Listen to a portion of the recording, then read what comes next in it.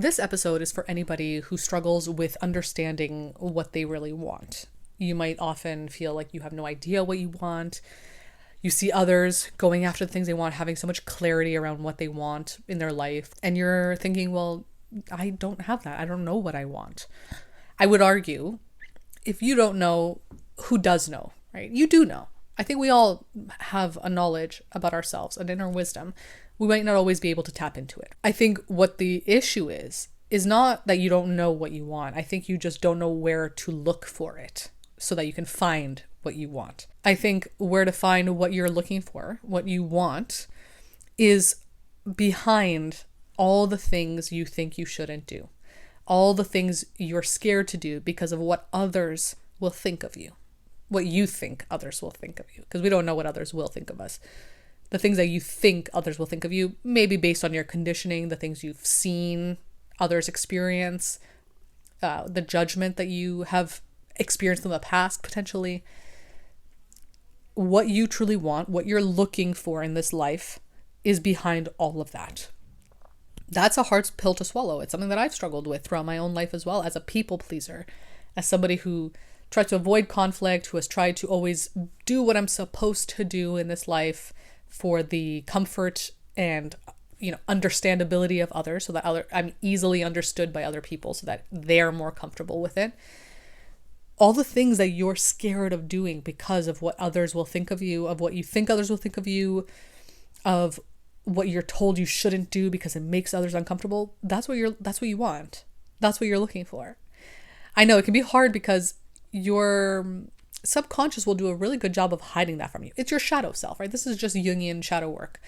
It's your shadow self. It's hiding it from you because it's safer to do what you're supposed to do, what you think you're supposed to do. It protects you. It keeps you safe. It prevents you from being abandoned, rejected, ostracized, all the things that biologically we're scared of course. So it's understandable that you feel that way. But if you feel lost or confused or stuck or just unsure of what you want, you have no clarity about yourself, it's because it's on the other side of those fears of what you think you shouldn't do, what you think people will think of you if you do those things. That's where you have to go looking. I know it's hard, it's scary, it's going to force you to do a lot of things that challenge your ego as well, because you don't want to be abandoned, you don't want to be rejected, you don't want to feel not good enough, you don't want to feel unworthy. But the irony is that you probably already feel kind of not good enough because you don't know what you want. You have a disconnected relationship with yourself.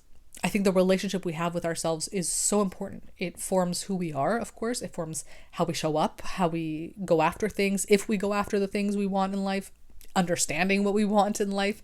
That all comes down to the relationship you have with yourself.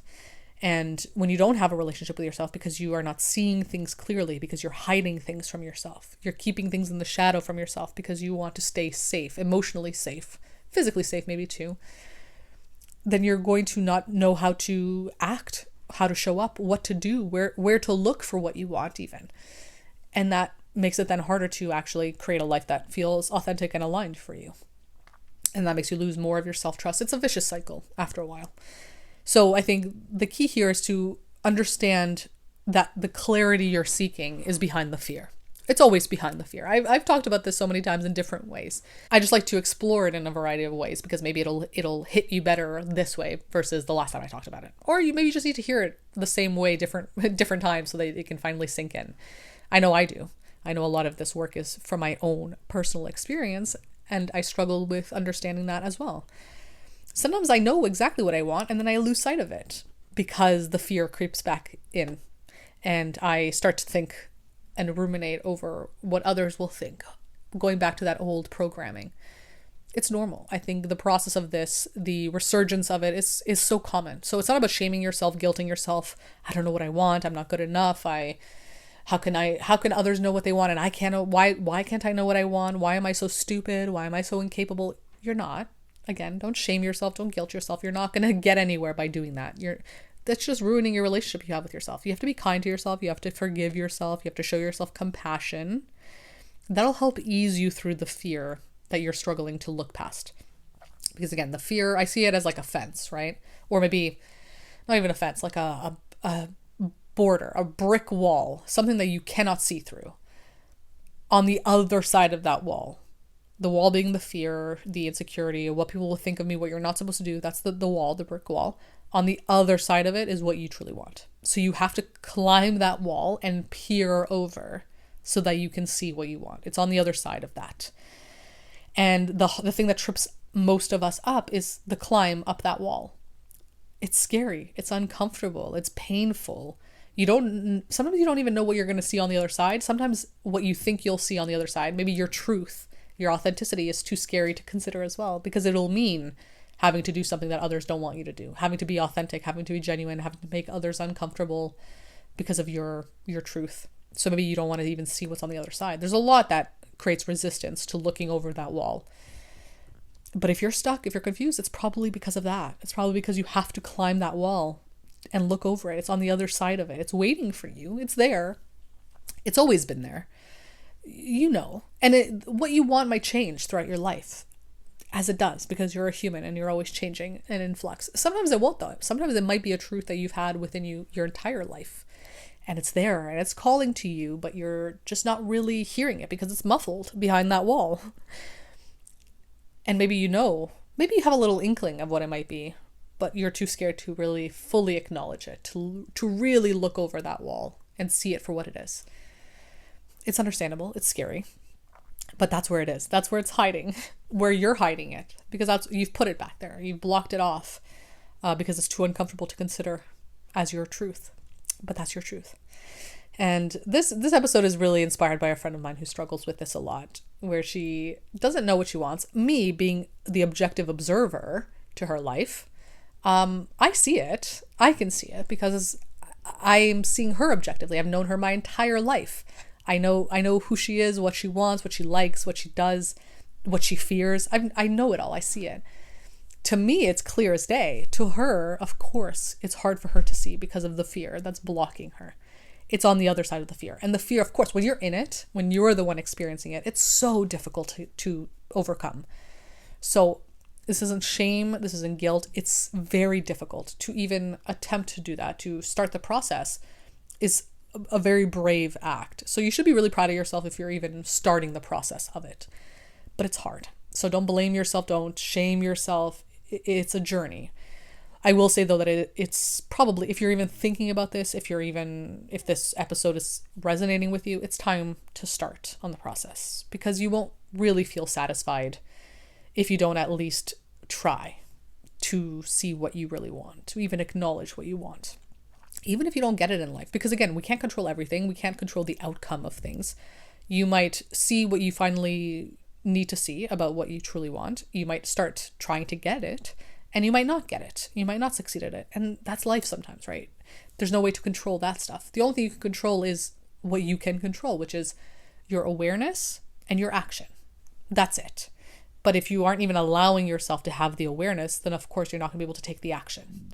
You won't even feel comfortable taking action without the awareness. The awareness is the foundation, obviously, to all of this. So when it comes to being aware of what you want, you have to scale the wall and look over it. So really start with asking yourself, what am I most scared of? What is my biggest fear? What do I think others will think of me? How do I feel about that? Would I be willing to risk that? What do I fear happening if I were to risk that? And what is the scariest thing I could possibly want to do? And we're not talking about things that are obviously harmful to people, that hurt people. Of course not. We're talking about things that are scary in the sense of emotional scariness to yourself. So if you are somebody who is an artist, you want to be an artist, you feel it in your bones, maybe you've acknowledged it at some point, but you've hidden it from yourself, or whatever, you gravitate towards art, but maybe you haven't fully acknowledged that you're an artist. The scary thing for you to do, if you haven't been told that it's okay to be an artist, is to be an artist, right? Is to want to be an artist. That's scary to acknowledge. So really dive deep into yourself. Ask yourself, what is the scariest thing for me to acknowledge about myself, or to want in my life, or to think I could possibly even do? Really dig into your psyche, ask yourself these questions so that you can just get a little bit of clarity, a little crack in the wall to have some light coming through. So then you can, understand that there's something on the other side. Maybe you don't even realize there's something on the other side of it until you start asking yourself these questions that open up a little bit of a doorway there for you to creep in through or to look through before you start scaling the wall. But it's hard. It's uncomfortable, it's scary. But I will say, if you are noticing that you're stuck, you lack clarity, you don't know what you want to do, I would argue that you do know, because you are you. Who would know better than yourself? But maybe it's just that your relationship with yourself is fractured, and you have to repair that relationship by facing all the scary things that you don't want to face, and risking the discomfort of being rejected by others for what you truly want, and knowing that you'll be on your side, that you won't shame yourself, you won't guilt yourself, you won't hate yourself for it. So I hope this was helpful. I hope it was informative. If you want to explore this in more detail, feel free to book a one-to-one call with me. We can work on it together. I can ask you questions in real time based on what you're telling me, and hopefully we can just get some clarity for you. I also write about topics like these over on my Substack, and I also share things on TikTok and Instagram. I share my short form videos over there if you're interested, and sometimes little snippets of my life as well, some behind the scenes. But other than that, thank you for being here, and I'll be back again soon with another episode.